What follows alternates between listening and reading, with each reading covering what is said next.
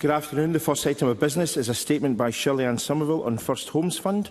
The Cabinet Secretary will take questions at the end of her statement, and so there should be no interventions or interruptions. I call Shirley-Ann Somerville. Cabinet Secretary.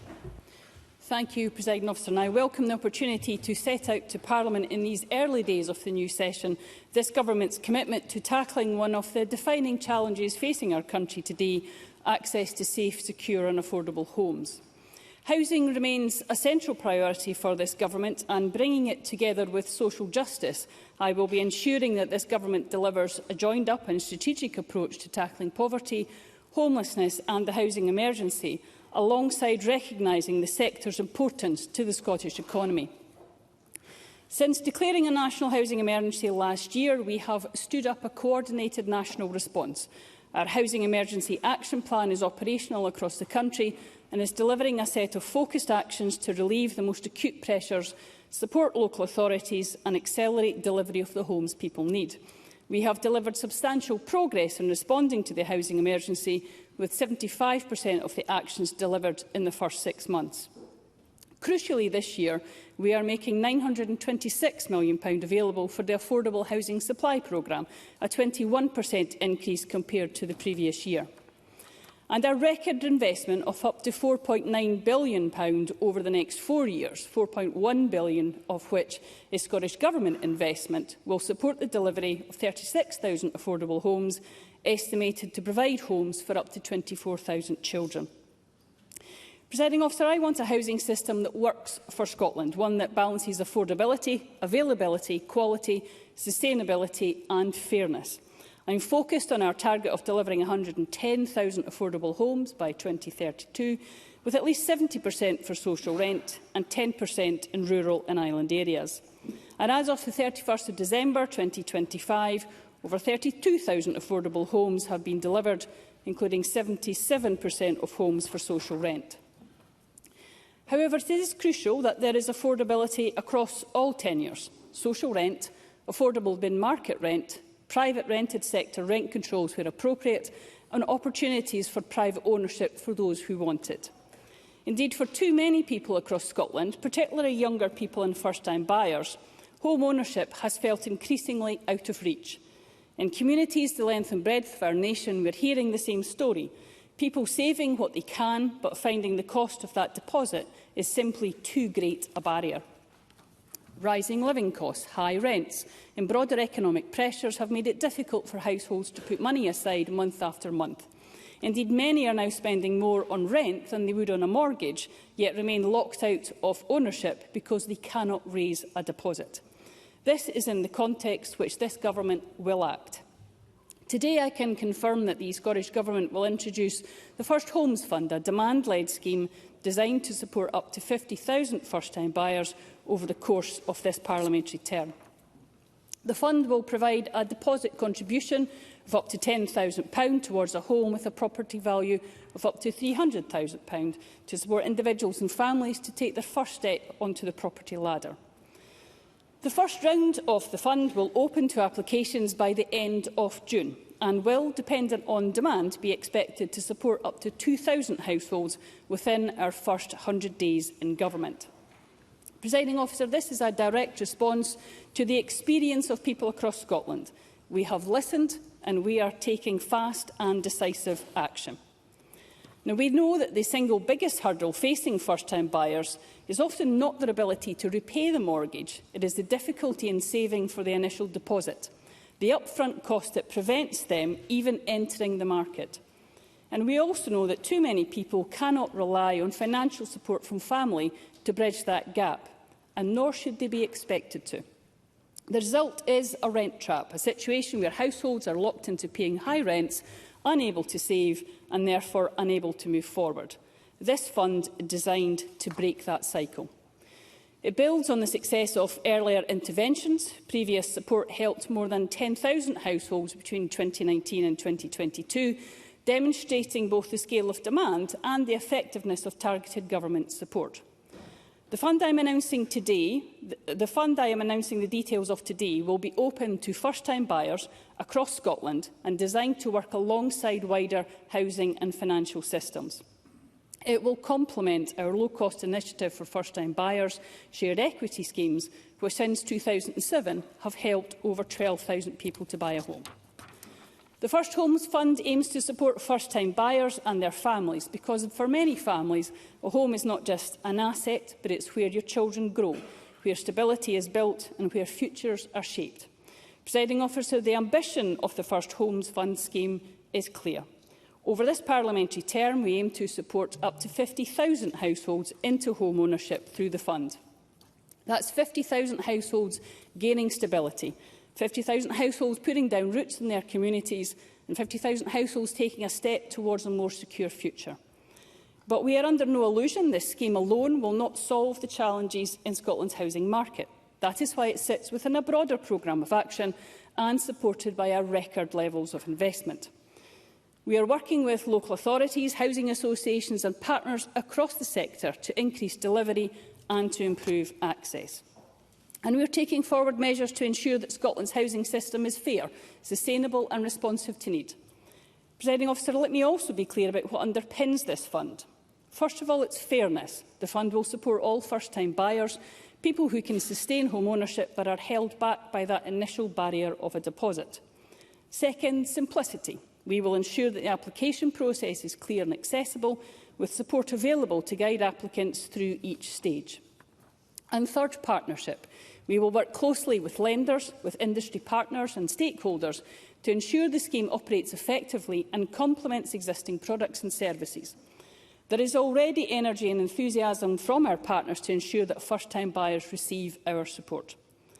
Presiding Officer, we are also mindful of the wider pressures in the housing system. Scotland continues to face significant challenges, including affordability pressures and supply constraints.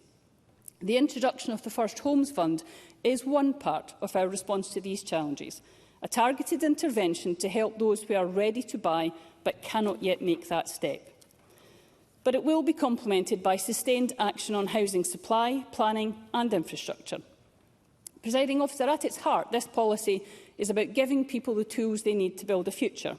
And it's about recognising that housing is fundamental, not just to our economy, but to our well-being, our communities and our sense of security.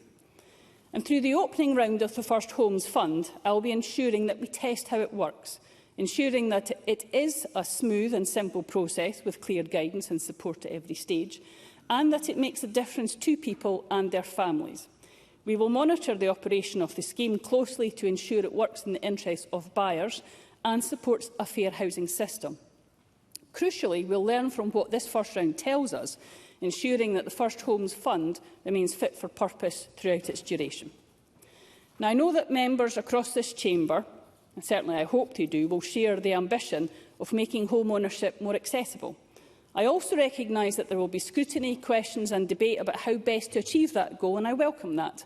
But I invite members across this Parliament to work with us to ensure that this fund benefits their local communities, reaches those who need it most and delivers lasting change for the people of Scotland. Because this is an issue that matters deeply to the people we represent. And it is one where we must work together, across parties and across sectors, to deliver real progress. Presiding Officer, in closing, let me return to those individuals and families this policy is designed to support. This policy will support the young couple renting and saving, but never quite reaching their target. It will support the key worker priced out of the community they serve. And it will support the family looking for stability and a place to call their own. From our island communities to our towns and cities, from rural areas where supply is constrained to urban areas where rents are the highest, this fund will help first-time buyers in every part of Scotland to take that crucial first step. This First Homes Fund is for them. With this scheme, we are saying clearly that we understand the barriers you face and we will act to take those barriers away. We are saying for those that need extra support to be able to purchase their first home, this government in this new term will take practical steps to help you achieve it. And with the First Homes Fund, we are not just opening a door to home ownership, but we are opening a door to stability, security and opportunity. And I commend this statement to Parliament.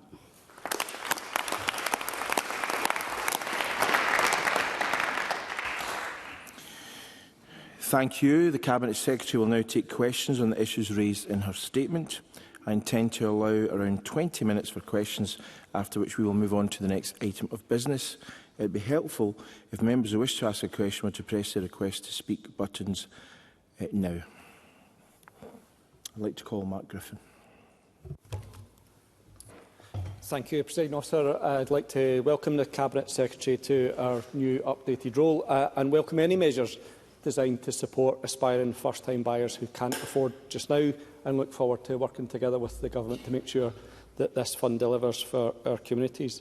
And in that vein, can the Government provide an estimate of the proportion of recipients of this scheme who are expected to come from lower-income households, and how Ministers will ensure the scheme primarily benefits first-time buyers facing the greatest affordability barriers, when the Government closed the previous scheme on the basis that 72% of recipients didn't actually need to use the fund to purchase their first home?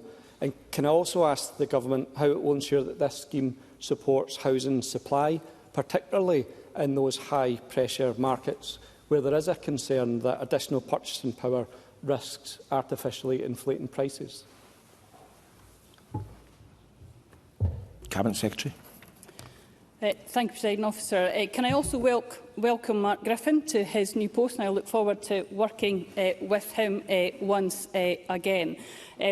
I think this opportunity that presents itself today is an opportunity, an example of how we can work together across the Chamber. Mr Griffin raises points about how this scheme should act and the lessons we should learn. I can reassure him that we have learned lessons from previous schemes. So, for example, this scheme will have the property value at £300,000. That's different to the schemes that have operated in the past. We're also learning about how the other low-cost home ownership schemes that we have help, but they don't take away all the barriers. There are different barriers that different people will face, and this is another opportunity to tackle those barriers. The First Minister and I were out on a visit this morning, and when we were speaking to developers, we heard firsthand their hope and their expectation that it would immediately be able to help people who would wish to become a first-time buyer but couldn't. And I think what we've done with this scheme is to try and present it in a way that is simple, but with that property value threshold does help the people who need it most. But as with all things in my portfolio, I will be happy to work with Mr Griffin on the further details of that as we go about learning for the next round. Thomas Kerr. Thank you, Presiding Officer. And can I start by thanking the Cabinet Secretary and welcoming her to her place for the advance side of the rhetoric that we've heard, because bluntly that's exactly what this is. Yet another wasted opportunity from a failing government, another gimmick, not a real solution. And the Cabinet Secretary should know that you cannot spend 20 years digging the hole and then expect applause for arriving with a ladder. So while there are bits of the statement that I and Reform will welcome, including the proposals to help first-time buyers, we do await to see what the detail will actually say in that. But let's be honest, this policy won't even scratch the surface to tackle the housing emergency. Indeed, in this statement, there's nothing of substance on social housing, there's nothing on planning reforms, including telling the country who the planning minister actually is. There's nothing on cutting red tape and bureaucracy to make building easier for developers, and there is nothing about assisting those struggling in working-class communities like mine, many of whom can only dream of large savings to be set aside for a deposit. And this announcement will do very little to help them. The Cabinet Secretary knows that a pathetic £10,000 handout won't work and is a smokescreen simply to grab headlines and not deliver. Indeed, the likelihood is we'll see prices rise across the country. So can I ask, rather than focus on a party political gimmick, and if she's serious about tackling the housing emergency, will she put back in place local connections for social housing and finally prioritise local people over strangers who have arrived here illegally? Cabinet Secretary. So I'm going to try very hard, Presiding Officer, in my first discussion with Mr Kerr to say to him very gently a few things. This is a statement about the First Homes Fund. That's why it talks about the First Homes Fund. We can discuss other things and other statements and other debates in due course. He can indeed speak to the Planning Minister, who is sitting right behind me, if he wishes to discuss planning. I'm disappointed, genuinely, but I'm going to try not to take it to heart, about how we've just, I presume Mr Kerr's read out a bit of his press release that he's about to put out on this. Once we've done that and we get past the rhetoric, I would work together with him if he wishes to come forward with proposals and suggestions on this. And perhaps, Presiding Officer, I will leave my remarks there for the moment. Jenny Minto. Thank you, Presiding Officer, and I would like to thank the Cabinet Secretary for her statement. To ask the Scottish Government how the First Homes Fund will work in rural and island areas like Argyll and Bute, where it can be very difficult for first-time buyers and their families to take their first steps on the property ladder because of the affordability and supply constraints the Cabinet Secretary has referenced in her statement. Thank you. Cabinet Secretary. Jenny Minto raises a very important point, and it's a challenge that we must rise to, is how this scheme will work for all parts of Scotland, and I alluded to that as part of my statement. That's why it is a whole Scotland approach, because it can work very effectively in rural areas, alongside, of course, the other rural and island support which the Government has for key workers and for housing in general. It is a demand-led scheme. It will be open to applicants across Scotland, including, of course, all areas of Argyll and Bute. But as I said to Mr Griffin earlier on, and I open up the suggestion to Mr Kerr as well, if during this learning that we're having during this first phase, there are aspects that are coming back from the member's portfolio about how we can adapt and make sure this is working for all areas, then we are keen to learn and keen to support, because this will work for rural and island areas, and I value Ms Minto's contribution in allowing the Government to do that most effectively. Donald McKinnon. Thank you. The previous iteration of the First Homes Fund underperformed in rural Scotland, with remote and island areas representing only 1.3% of supported sales in the 2019-20 year. Heard the response there to Jenny Minto's question, and I appreciate that. Looking at the targets for rural house building set at 10% in rural areas, will the Cabinet Secretary be applying a similar target to the proportion of the First Homes Fund that will be targeted in rural areas? Thanks. Cabinet Secretary. Can I welcome Donald McKinnon to the Chamber? And I did so privately yesterday, Presiding Officer, but I welcome his first speech. It was an exceptionally good first contribution, and I look forward to working with him on issues to do with island housing. Mr McKinnon is quite right, again, to challenge the Government to ensure this works across Scotland, as I said to Jenny Minto. There are particular challenges around island housing market that will present challenges to first-time buyers in particular. I think this can be a scheme that will work right across Scotland, including in his constituency. I'm not minded at this stage to have targets in different areas, but again, during this first phase, if he feels that this is providing a challenge to his constituents, then I'm more than happy, again, to pick that up with him in due course. Alan Brown. Thank you, Presiding Officer. It's fantastic to hear the Cabinet Secretary roll out a manifesto commitment so quickly on the First Homes Fund. Going forward, will there be any consideration of regionalisation or prioritisation of funding, or will it remain a Scotland-wide fund? And will there be consideration to a review of the success of the scheme, that would perhaps look at impact on house prices and also hope for a positive uptick in what's now a more sluggish new build housing market? Cabinet Secretary. Well, as I said to Mr McKinnon, I'm not minded at this stage to look at regionalisation or prioritisation of funding in this open round, but I keep an open mind to this. One of the aspects which I know is being discussed with stakeholders, including house builders, is how we ensure, for example, this fund works for new build as well as existing properties, and what implications there are for the market. But again, I go back to the points that the First Minister and I heard this morning, that there is a keen demand out there for a fund such as this, and an appreciation amongst developers that this could be a tipping point between someone being able to afford their first home and not. I don't think to get success from this scheme, we need to look at regionalisation. But again, the member, if he wishes to do so, can make that point once we've learned from the first round of this scheme. Graham Simpson. Many thanks. We all want this to work, so I think it is important that in the first round that we try to learn lessons. My question to the Cabinet Secretary is how will, and if I could stop being heckled, because it's a serious question, Mr Flynn, you may want to listen to it. How will we guard against people who actually have the money using this scheme, taking advantage of it? How are we going to guard against that? Cabinet Secretary. Well, I think one of the important ways that we will look at the success of this scheme is how we are helping people with the cost of living pressure. Again, I'm very mindful of the fact that the ability for someone to own their own home is very much to do with the affordability of the deposit, the mortgage versus the rent, but it's also to do with their energy costs, which again are just about to increase, as we've heard this morning. We're seeing food inflation still expected to be exceptionally high. So I think it's very important that we recognise that many people across Scotland in our communities are struggling. They're not just struggling with the cost of housing, but they're struggling with the cost of living across a variety of areas.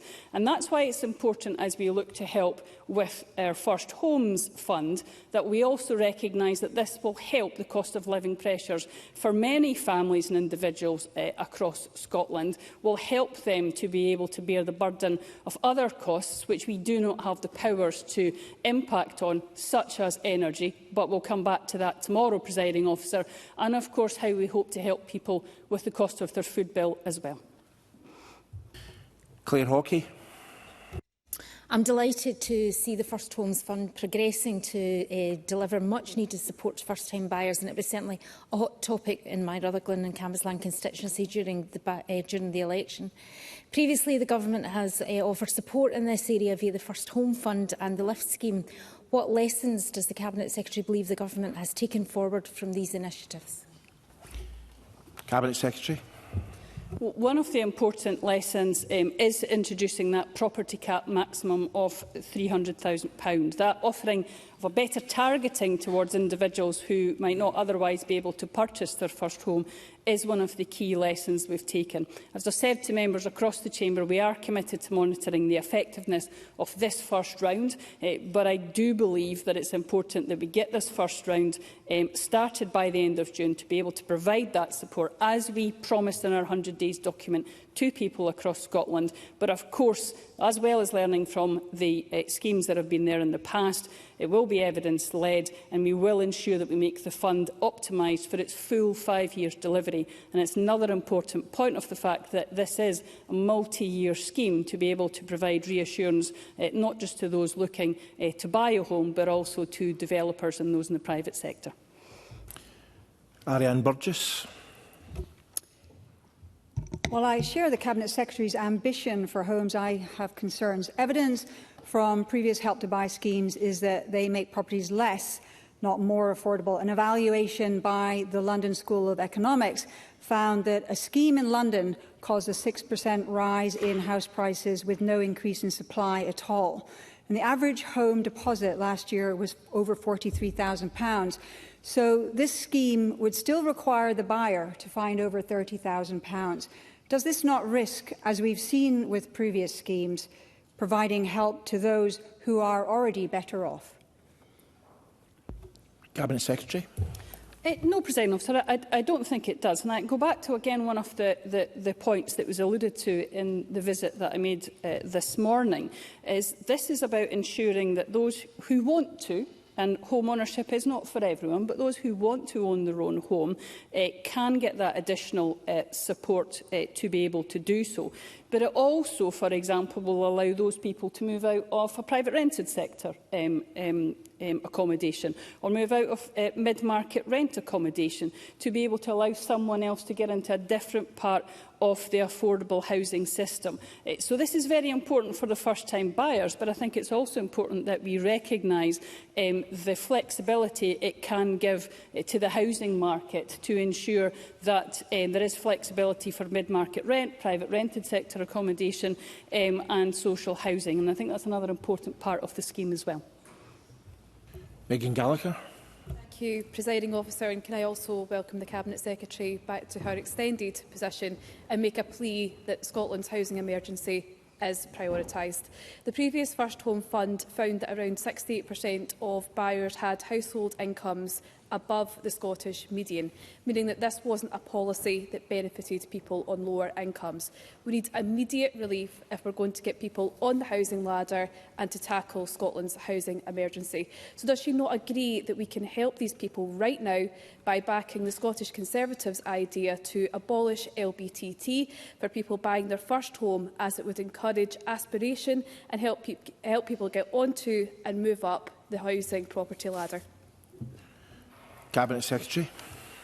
Well, if that continues to be a Scottish Conservative policy, and if they wish to take a different approach to forthcoming Scottish Government budgets and wish to have costed discussions about, if you wish to just take a tax away, what implications will that have for spending, then I'm sure the Deputy First Minister will be delighted to hear Megan Gallagher's detailed and costed proposals on that. But where we are at the moment, it's important to recognise that, as I said to Ariane Burgess, this isn't just about the first-time buyer, important though that is. This is about the support that can then be given to those who will then move into the private rent sector, who will then move into mid-market rent or a social affordable home. So, of course, we will design this scheme to ensure that it helps people. And that's, again, I go back to the property value limit that's been put on this. But it is important to recognise the flexibility that this will give and to ensure that others can benefit from other parts of the affordable housing supply market. Stuart McMillan. Thank you, President Officer. The success of the First Homes Fund undoubtedly goes hand in hand with the wider housing sector in Scotland. Can the Cabinet Secretary speak more to the Scottish Government's plans to increase our housing stock by maximising growth and also investment?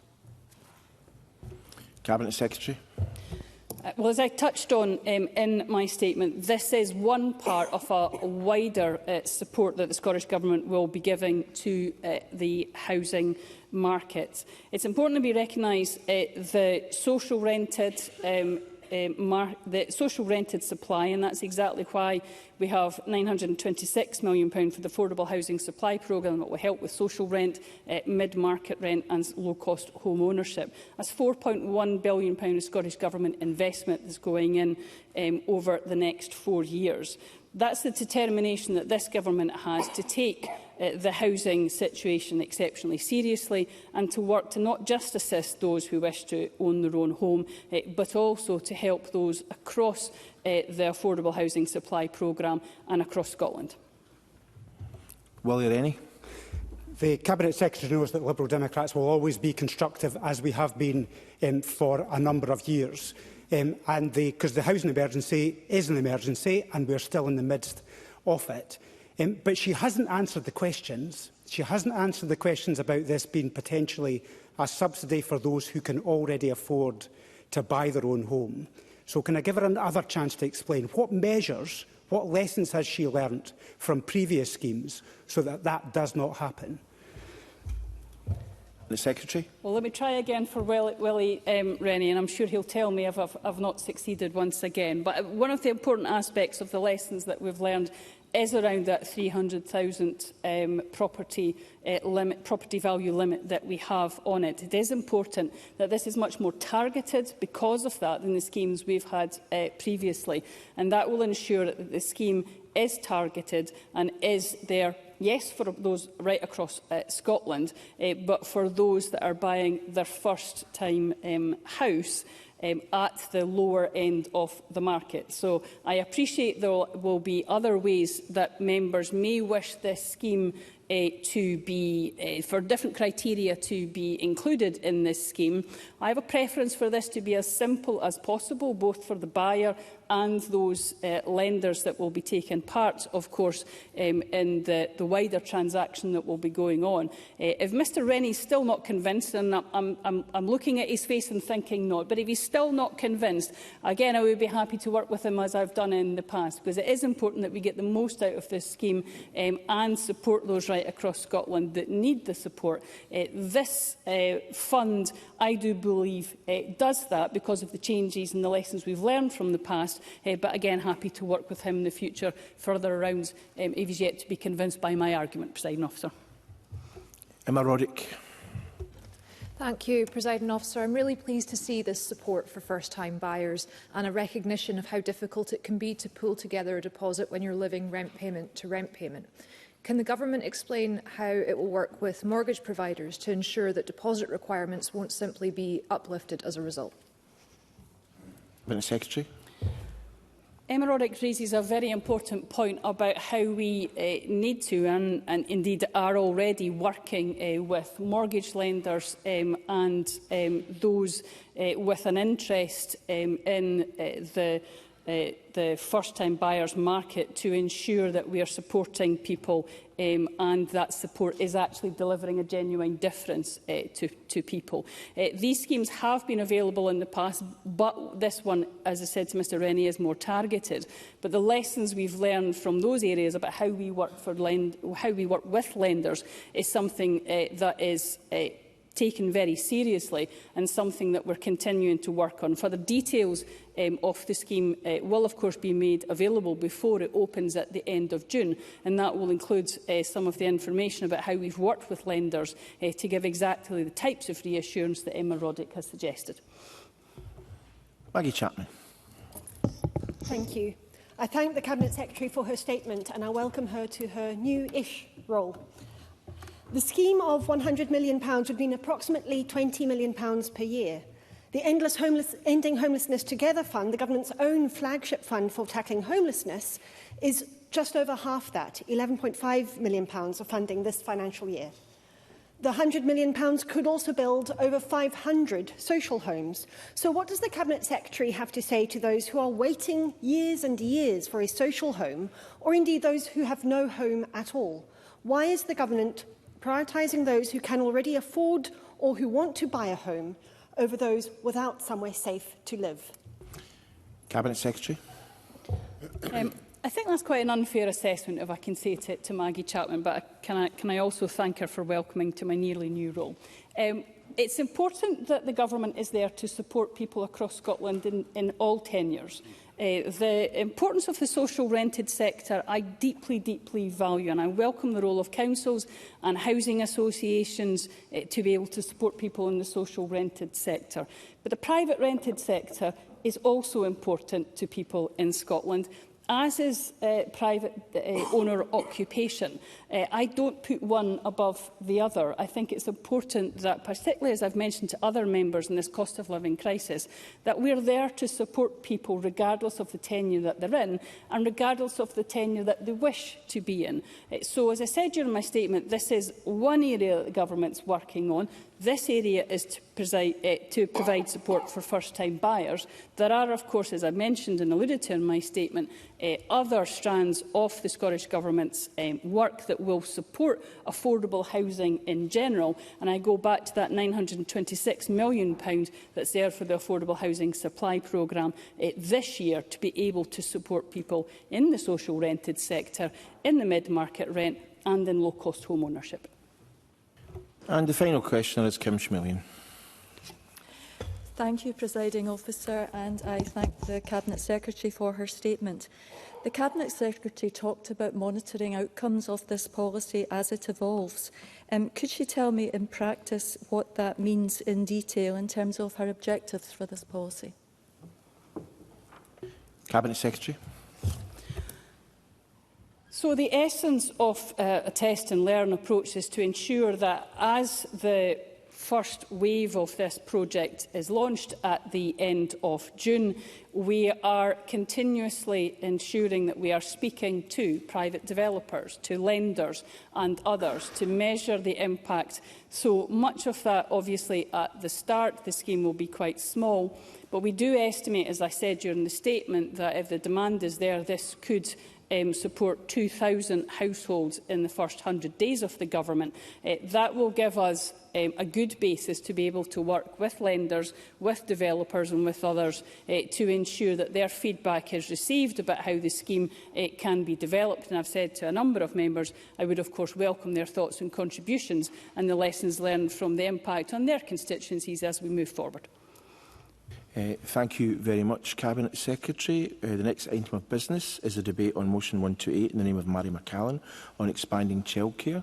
I'll just have a 1-minute break while members move seats on the front benches.